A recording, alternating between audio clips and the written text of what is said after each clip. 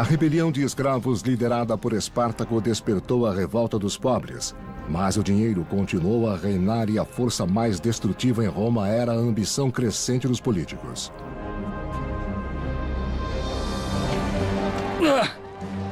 A luta pelo poder atingiu o auge quando 3 homens buscaram a supremacia na República de Roma.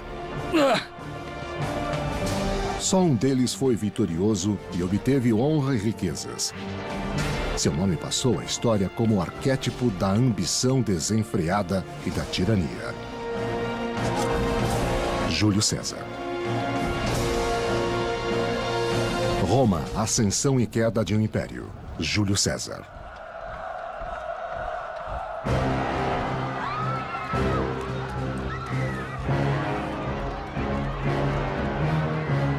Em meados do século I a.C., a democracia estava em colapso na República de Roma.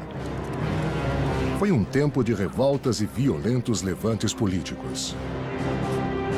As pessoas viam sangue e morte todos os dias. O assassinato era tão importante quanto as eleições. Os romanos não deviam resolver as grandes questões que definiam o rumo do país por meio da violência, mas a violência gera violência. E Roma havia caído quase que num estado de anarquia na época de César. Foi nesse mundo tumultuado que Júlio César cresceu. Seu pai morreu quando César tinha 16 anos e ele sabia que tinha de lutar. Júlio César herdou a história familiar mais distinta que um romano poderia ter. Mas na época em que ele nasceu, no ano 100 a.C., a sua família não era tão rica nem tão poderosa como a lenda dizia que ela já fora. Júlio César queria levar a família de volta à glória e à posição de liderança que as histórias da família diziam que seus ancestrais haviam tido. Quando era adolescente e viajava para estudar na ilha de Rhodes, Júlio César foi raptado por piratas que queriam um resgate. Eram piratas e traficantes de escravos no Mediterrâneo. Os piratas sequestraram Júlio César e pediram resgate. Demorou muito para levantar o dinheiro, então César passou muito tempo no acampamento pirata. Enfrentando assassinos e ladrões, Júlio César mostrou valer mais do que o pedido pelos raptores. Júlio César não era um romano comum. Ele não se assustou com os piratas, que eram uma grande ameaça à sociedade aristocrata. Então o que César demonstrou é que, mesmo quando encontrou a maior das ameaças, ele ficou acima disso. No final, Júlio César foi libertado e os piratas foram condenados a morrer crucificados e deixados para as aves de rapina. Júlio César cresceu e, em 65 a.C., era um soldado experiente que foi enviado à província da Hispânia para sufocar um grupo de rebeldes.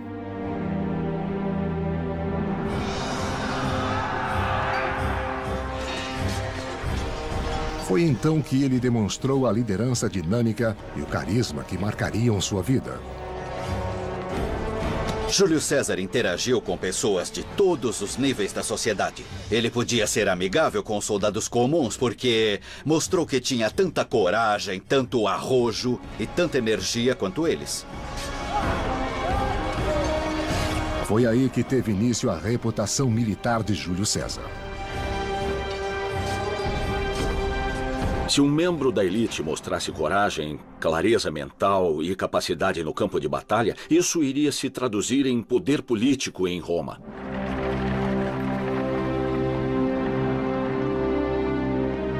Ao voltar a Roma, Júlio César entrou para a política e tentou vencer a eleição para o cargo de cônsul.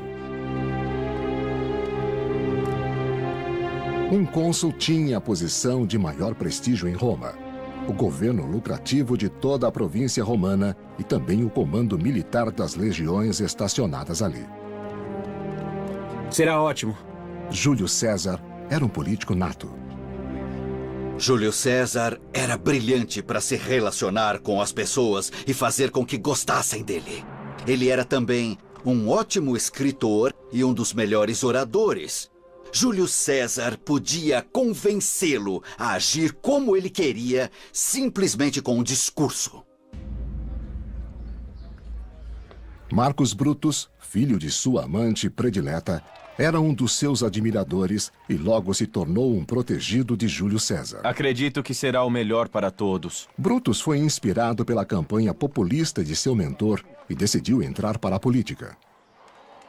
Isso é muito importante para a nossa sociedade. A campanha de Júlio César para cônsul conquistou muitos partidários. Mas seu apelo aos romanos comuns e sua proposta de mudança afastaram os aristocratas conservadores. Ele se colocou deliberadamente como uma pessoa que tentaria mudar o sistema de governo e era uma ameaça real aos conservadores, porque César aparecia como alguém que desejava algo novo. Ele surgiu em todos os aspectos como seu oposto, e eles não podiam fazer quase nada. Mesmo que César fosse eleito cônsul de Roma, os senadores podiam negar-lhe o que mais queria e precisava: o governo da lucrativa província da Gália. Será ótimo. César precisava de dinheiro. Ele tinha tantas dívidas que precisava literalmente fugir dos credores. As dificuldades financeiras de César terminariam se o Senado lhe desse o controle da província da Gália. Era absolutamente crucial para Júlio César que o Senado lhe entregasse a província da Gália. Se César tivesse sucesso na Gália, ele poderia ganhar muito dinheiro com os inimigos capturados e vendidos como escravos e com os despojos que conseguisse. Era essencial que César ganhasse a eleição e o governo da Gália. Ele tinha um plano para que isso acontecesse. Não vou aceitar.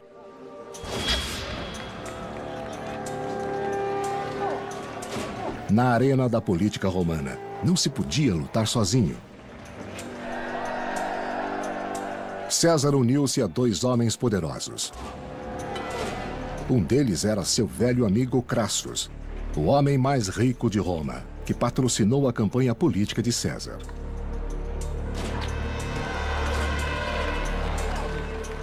O outro era o general Gnaeus Pompeius Magnus, mais conhecido como Pompeu, o Grande.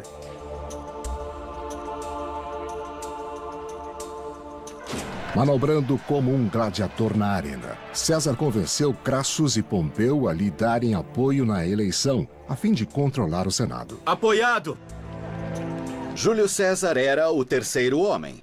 Ele não era tão famoso como Pompeu militarmente e com certeza não era rico como Crassus. Mas César tinha um brilho, uma aura, um carisma que os outros não tinham. Essa aliança veio a ser conhecida como o Triunvirato. O Triunvirato era tão poderoso que eles conseguiram controlar o aparelho político. Eles podiam quase, em certo sentido, dar cargos como quisessem. E é claro que isso iria limitar a liberdade política da aristocracia, que não queria mudanças. Para selar o acordo, César propôs um casamento entre sua filha Júlia e Pompeu. Os casamentos entre os aristocratas romanos não eram uma questão de amor entre marido e mulher. Era mais como se uma família se casasse com outra família. E as mulheres eram apenas sinais desse acordo. Com seu poder político conjunto, Crassus e Pompeu manipularam o sistema. César venceu a eleição para cônsul e os dois obtiveram poder para conceder terras e isenções fiscais. Como retribuição a César, eles lhe deram uma tarefa magnífica. Um mandato de 5 anos como governador de 2 províncias na Gália. E, além delas, um continente inteiro para conquistar. César foi para o norte em busca de glória e ouro. Gália, 59 a.C. Ao mesmo tempo, em curso de colisão com o exército de César, uma horda de bárbaros vinha para o sul, preparando-se para invadir o território romano. Os helvécios eram 300 mil pessoas que buscavam novas terras para colonizar à força se preciso. Por motivos desconhecidos, talvez ambientais, talvez por causa de guerras, os bárbaros do norte estavam indo para o sul, com todas as posses, homens, mulheres e crianças. Júlio César não permitiria isso. Nas margens do Ródano, os romanos construíram uma muralha com 30 quilômetros de comprimento. Sem poder atravessar, os helvécios tinham de ir para as terras da tribo Aeduí, além da fronteira do Império. Mas isso era um problema.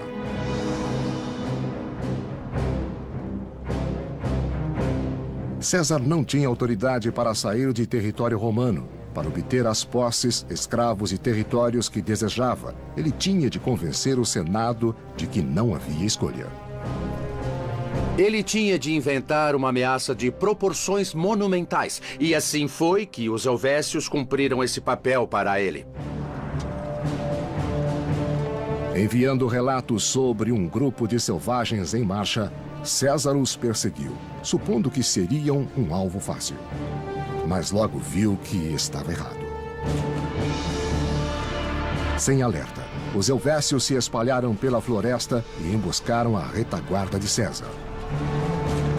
Esses grupos tinham uma importante infraestrutura militar. Eles tinham armas, tinham uma organização militar. Eles se organizavam em unidades que estavam preparadas para se defender.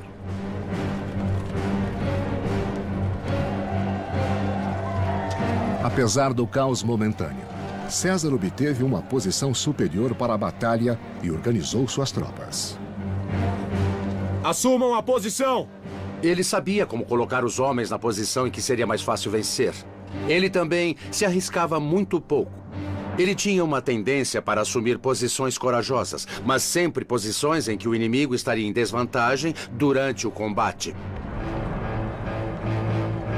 Certos de que venceriam por estar em maior número, os helvécios subiram correndo a colina.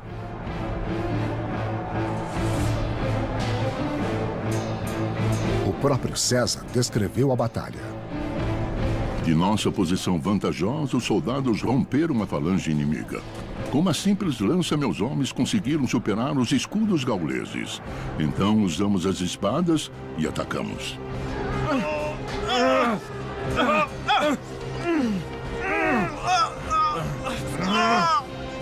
Os romanos pareciam dominar a luta, mas havia 5 helvécios para cada romano.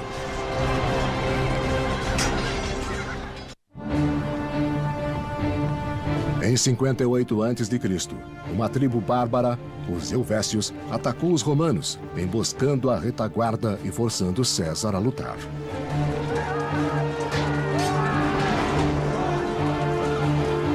O terror varreu os romanos quando os bárbaros atacaram. Eles eram mais altos que os romanos, gritavam a plenos pulmões, prontos para atacar em massa, aparentemente num frenesi. O que poderia ser mais assustador que tentar lutar com alguém que você acha louco? Estavam frenéticos.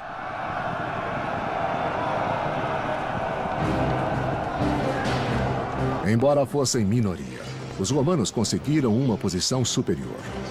Quando a batalha virou em seu favor, eles mataram os helvécios como se quisessem varrê-los da face da terra. O genocídio era provavelmente aceitável nesse ponto e até preferível porque realmente não queriam muitos, possivelmente 200, 300, 400 ou 500 mil alemães na Itália, depois da revolta de Espartaco, depois de virem o que as populações escravas em massa poderiam fazer à Itália. Era melhor simplesmente exterminá-los.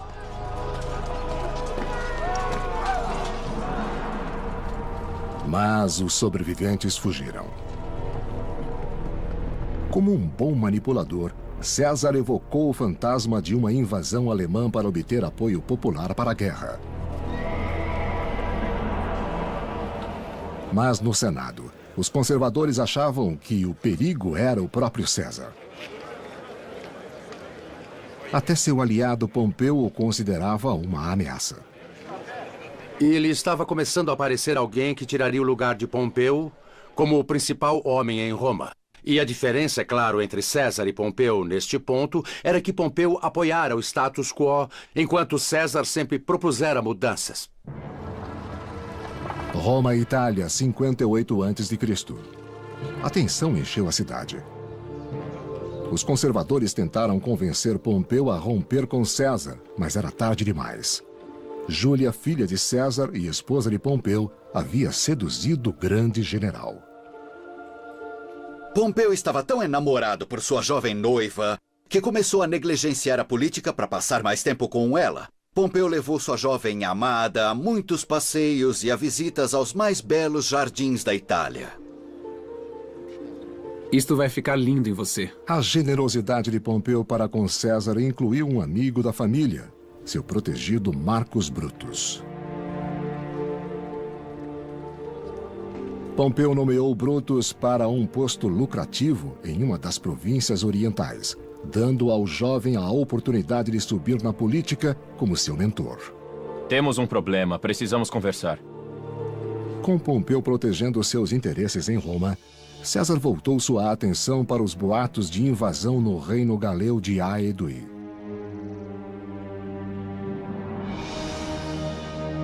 Essa era uma região tranquila e bucólica, desacostumada à violência.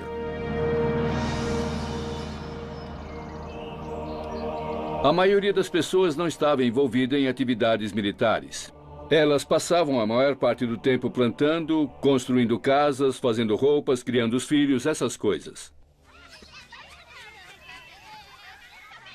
Em 58 a.C., a paz foi abalada quando César soube que milhares de bárbaros foram para Aeduí liderados pelo guerreiro Ariovisto.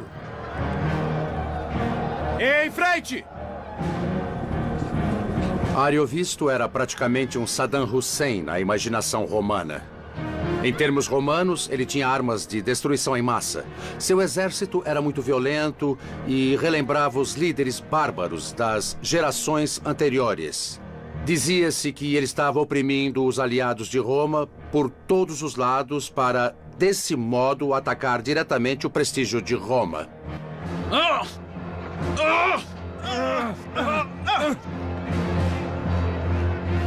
Para César, essa agressão não podia ser tolerada.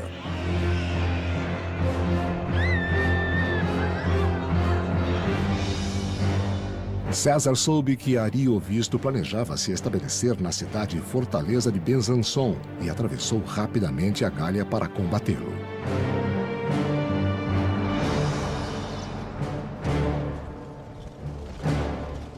O famoso historiador Plutarco escreveu: O exército clamava pela luta enquanto seguia César ao acampamento a 30 quilômetros do inimigo.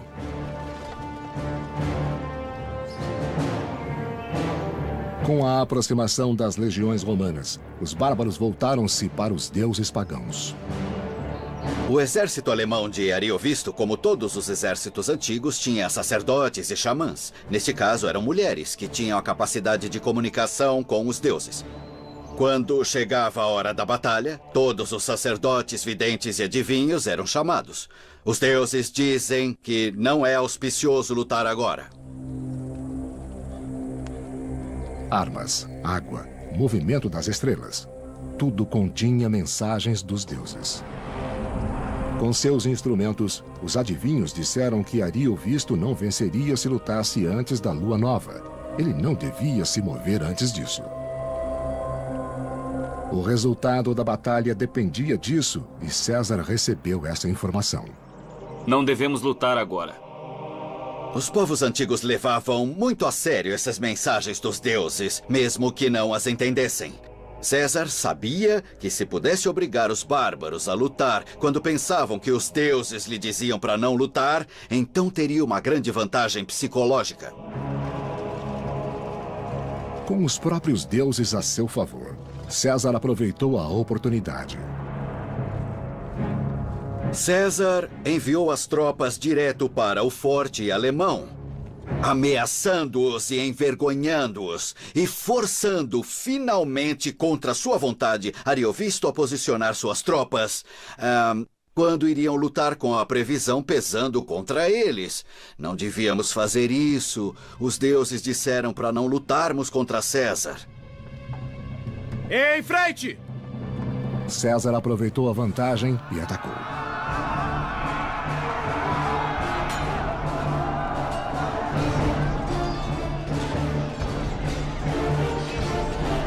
César não tinha escrúpulos por matar muitas pessoas. Na batalha contra Ariovisto, ele afirmou ter matado 80.000 alemães, inclusive 2 esposas e uma filha de Ariovisto. A outra filha foi capturada. Ariovisto conseguiu escapar e fugiu para a Alemanha, deixando César com o domínio da Gália.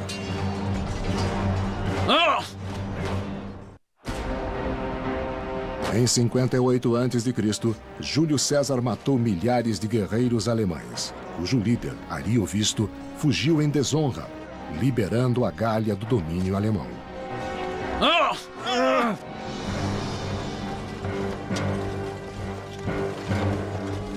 Como planejara, César estava livre para anexar os reinos da Gália. Ele afirmou que seria um libertador, mas alguns não aceitaram de bom grado o governo romano. A principal desvantagem era a perda da independência política. E isso podia não importar para a elite, pois os líderes recebiam todo tipo de benefícios materiais e políticos. Mas, como sabemos por outras circunstâncias em Roma e em outros lugares, muitas pessoas não gostavam de ser governadas por estrangeiros. Nos 3 anos seguintes, César deixou cair a máscara. Ele não só conquistou as tribos gaulesas, ao norte e ao oeste, mas também cruzou o Reno e o Canal da Mancha para invadir a Alemanha e a Inglaterra.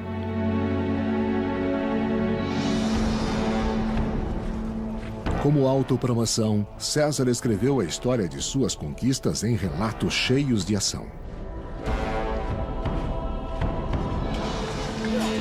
Embora cercado por milhares de nativos, meus homens defenderam-se com incrível bravura por mais de 4 horas.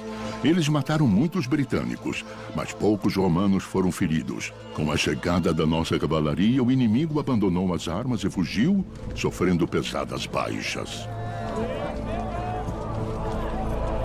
As pessoas começaram a acompanhar os relatos dele. Eles pareciam aos romanos como uma história de aventura, uma história de exploração, porque os romanos não haviam estado no norte da Gália nem na Inglaterra. Para os romanos, em especial, essa era uma história muito empolgante.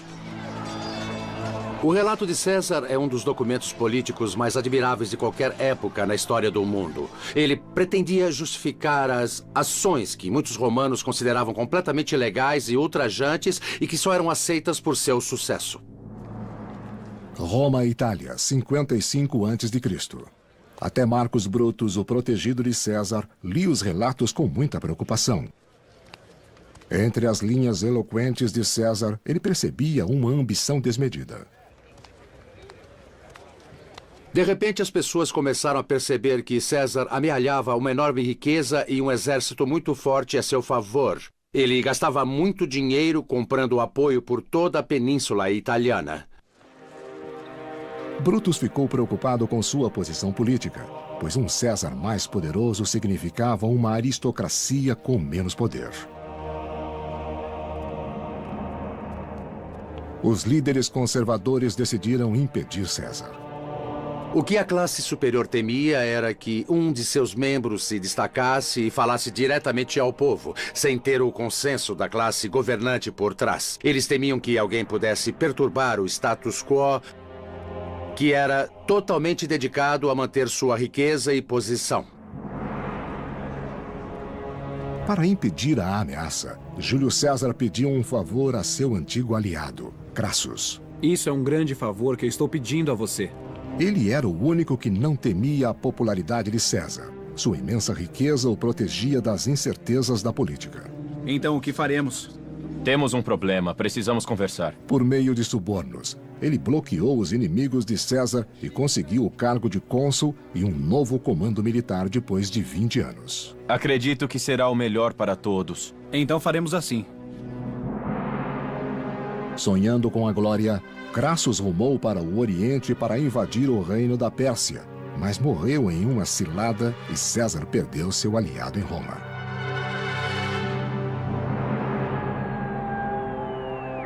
Na mesma época, Júlia, a única filha de César, morreu no parto. Seu marido Pompeu ficou arrasado. O bebê morreu alguns dias depois. Pompeu ficou abalado e a perda de sua amada e do filho com a sua jovem esposa destruiu sua aliança com César. Então as emoções o dominaram e Pompeu rompeu com César. O triunvirato estava acabado. Pompeu e César eram inimigos. Tudo estava pronto para o último embate.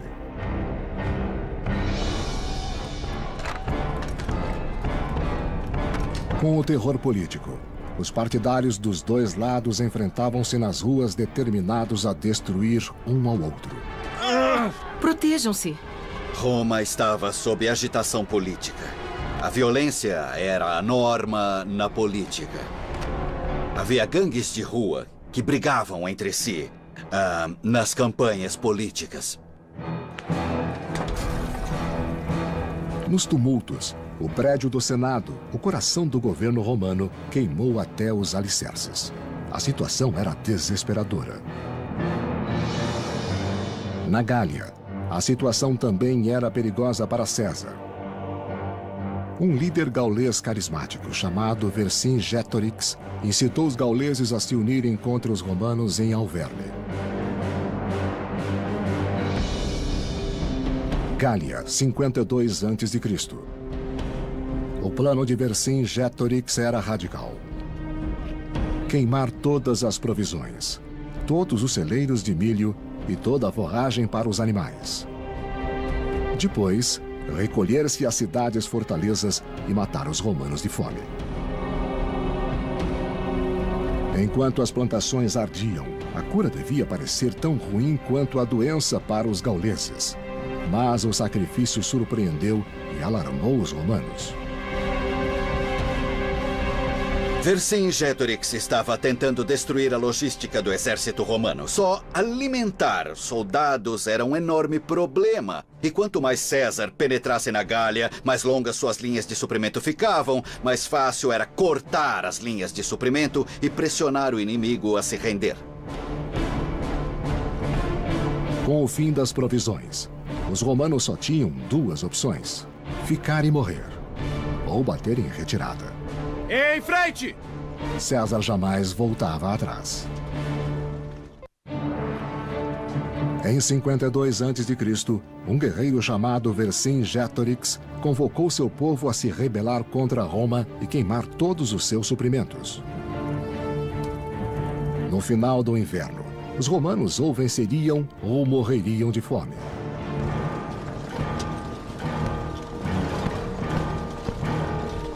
No início da primavera, César reuniu seus homens e atacou Vercingetorix e seu povo.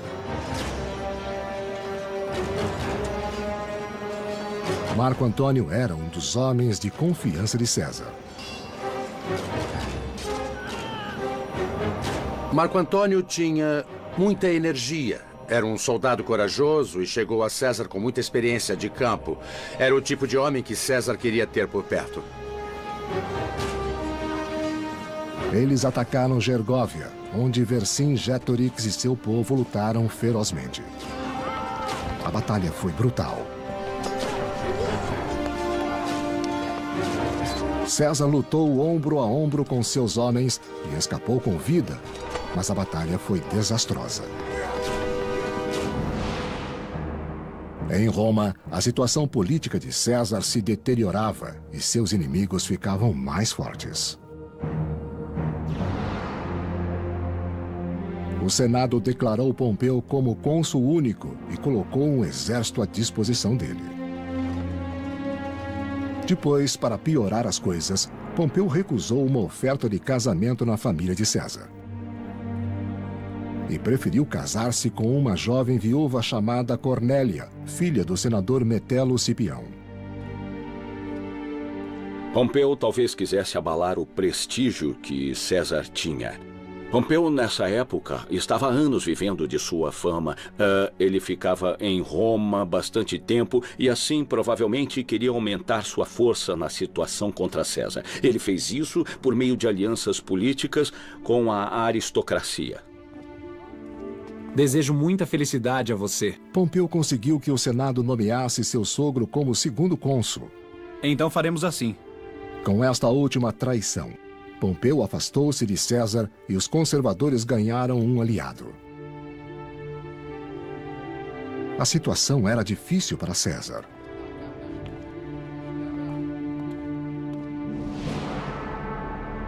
Ele precisava recuperar a Gália. Assim perseguiu Vercingetorix e seu exército até a cidade fortaleza de Alésia e ordenou que fosse cavada uma trincheira dupla. Uma para prender os alesianos e outra para impedir a entrada de reforços. O que fizeram foi construir uma incrível estrutura de obras de defesa que começou, a princípio, com algo que os romanos chamavam estímuli ou lanças, estacas presas ao chão com ganchos. Depois construíram algo que chamaram de lírios, poços com 1 metro de profundidade com uma estaca de 8 centímetros saindo do chão. Foi uma obra espantosa e feita com ferramentas manuais, muita força física e carregando terra em cestos de vime. Imagine 15.000 homens cavando vários dias seguidos usando apenas pura força física. Imagine só o que um massagista poderia ter feito por esse exército. Com a escassez das provisões, Vercingetorix e seu povo ficaram famintos e desesperados. As coisas ficaram tão ruins em Alésia para os gauleses sitiados que a comida começou a acabar. Quando eles estavam a ponto de se render, o pesadelo de César tornou-se realidade.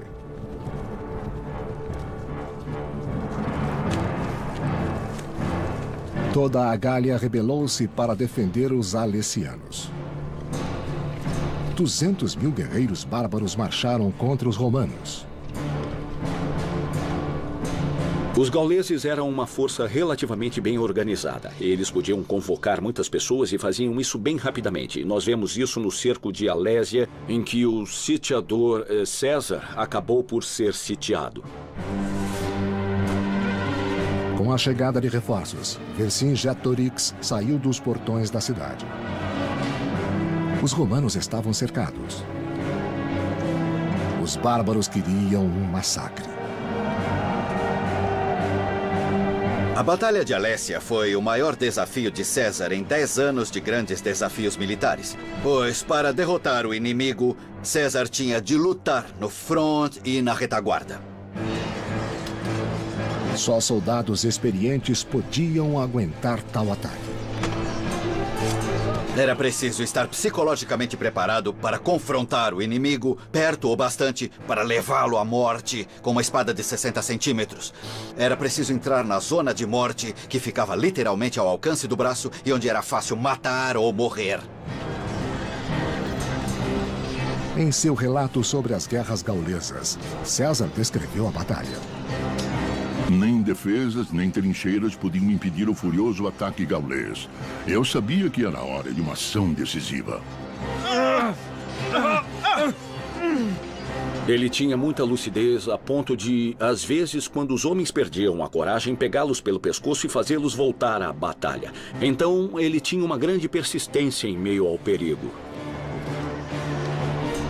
De repente, os gauleses viram cavalaria na retaguarda e reforços no fronte. Eles se dispersaram, mas nós os perseguimos. O sonho de independência gaulesa morreu em 52 a.C., nos campos de Alésia. Vercingetorix rendeu-se a César e o norte da Europa foi conquistado pelo Império. As campanhas de César foram importantes porque levaram o Império Romano do Mediterrâneo para a Gália Central, a Gália do Norte, para a Alemanha e para a Inglaterra. Assim, o norte da Europa passou a ser incluído no Império Romano. E a longo prazo, isso teve muitas consequências importantes. César estava ampliando o Império Romano além do mundo mediterrâneo. Depois da vitória, César podia voltar a Roma, sobrepujando os nobres e até Pompeu. Roma e Itália, 49 a.C. Depois de quase 10 anos de grandes sucessos militares na Gália, César queria voltar a Roma para receber as recompensas, para ser reconhecido por todos como grande líder de Roma, mas seus rivais têm medo e ódio, pois ele os ofuscou. Isso não é possível. Em 49 a.C., os aristocratas insistiram que César liberasse o exército e voltasse a Roma, mas César resistiu. César sabia que se liberasse o exército e voltasse a Roma, ele seria assassinado pelos rivais que odiavam seu sucesso e sabiam que César não seria silenciado porque era muito popular. Então, a vida de César estava literalmente em jogo. Não tem outro jeito. Temos que impedi-lo, mas o que poderemos fazer? César e seus inimigos previam um embate que não podia ser evitado. Em 50 a.C., Júlio César não tinha rival em Roma. O Senado temia que ficasse poderoso demais e queria que renunciasse ao comando. Furioso, César levou o exército para o sul planejando invadir Roma. Ele parou em um pequeno rio no limite da cidade, o Rubicon. Se César deixasse seus homens nas margens do rio e fosse sozinho a Roma, isso significaria rendição completa a seus inimigos. A vida de César estava literalmente em jogo. César tinha de cruzar o rio Rubicon, um pequeno riacho, limite entre as províncias e a cidade de Roma. Ao fazer isso, ele sabia que haveria uma guerra civil, mas se não o fizesse, morreria em desgraça.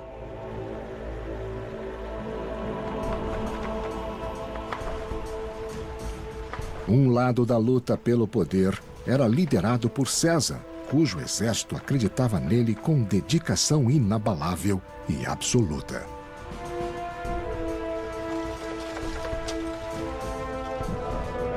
O outro lado era liderado por Pompeu, cujo exército não era muito leal e estava espalhado pela Itália.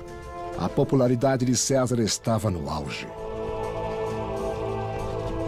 A população da Itália tratou César como um deus, e mais soldados juntaram-se ao exército de César. Não havia oposição. Aqueles que o temiam fugiam como uma onda para Roma. E a cidade se tornou um cenário de tumulto e pânico. O povo de Roma, que amava César, festejava nas ruas, pois mal podiam esperar por sua volta. Pompeu reuniu o Senado romano e fugiu para a Grécia, onde tinha muito apoio. Isso lhe deu um tempo valioso.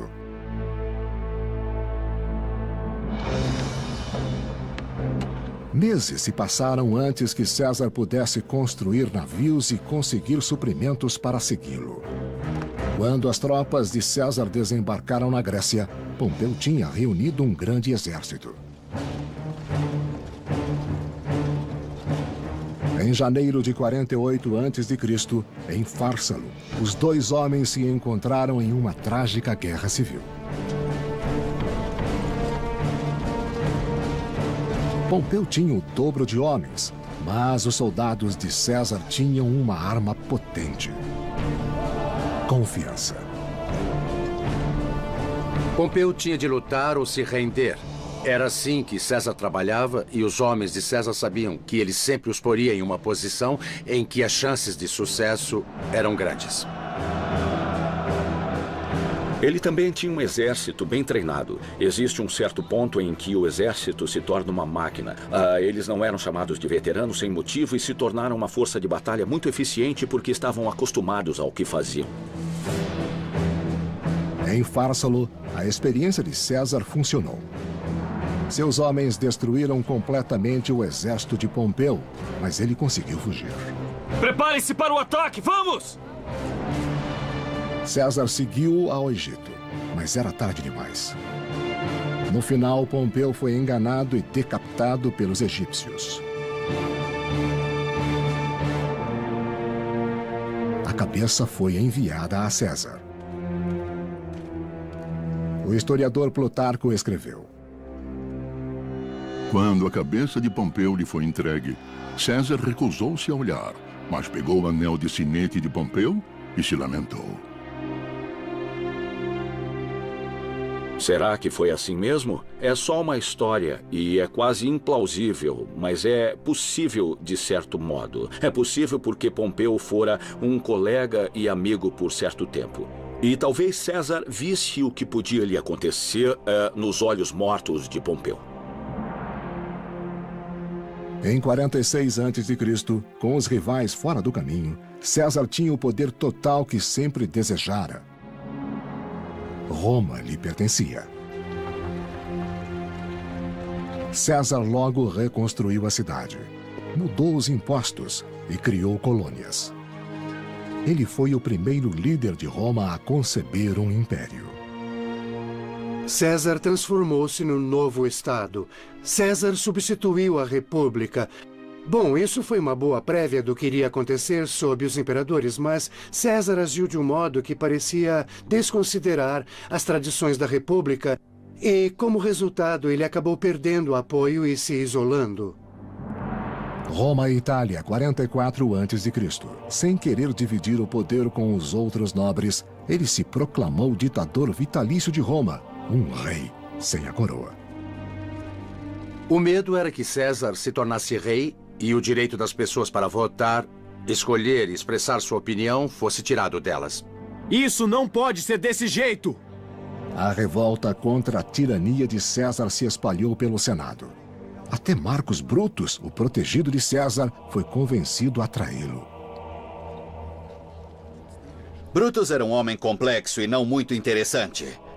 César o tornara um companheiro próximo e promoveu a carreira de Brutus. Mas eu acho que Brutus não tolerava ser o segundo homem de César e tinha a ideia romântica de ser o defensor da liberdade romana ao liderar a conspiração contra César.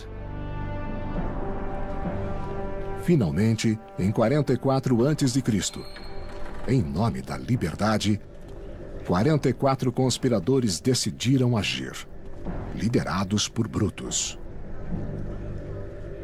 Suetônio escreveu: 43 homens armados foram ao palácio de César. Ele não soltou um gemido após o primeiro golpe. Mas alguns dizem que ao ver Marcos Brutus que iria desferir um golpe, ele murmurou em grego: Até tu, Brutus. Muitos eram seus amigos, alguns há muito tempo. Alguns talvez pensassem que César destruíra a maior tradição de república, a de que nenhum homem podia ser o líder de Roma. E certamente havia despeito e inveja e outras paixões humanas, e talvez algumas ideias de que era isso que a liberdade precisava. Acredito que será o melhor para todos. A morte de César não trouxe o renascimento da República. Apenas mais violência e, finalmente, o Império.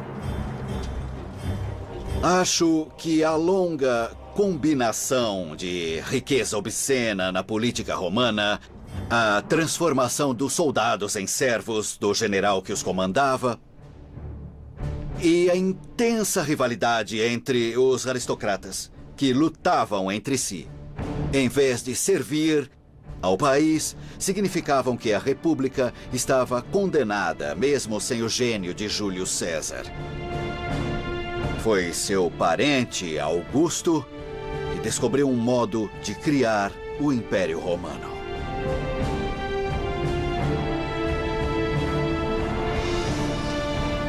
A era dos imperadores começa com conquistas sangrentas, repressão brutal e guerras infindáveis.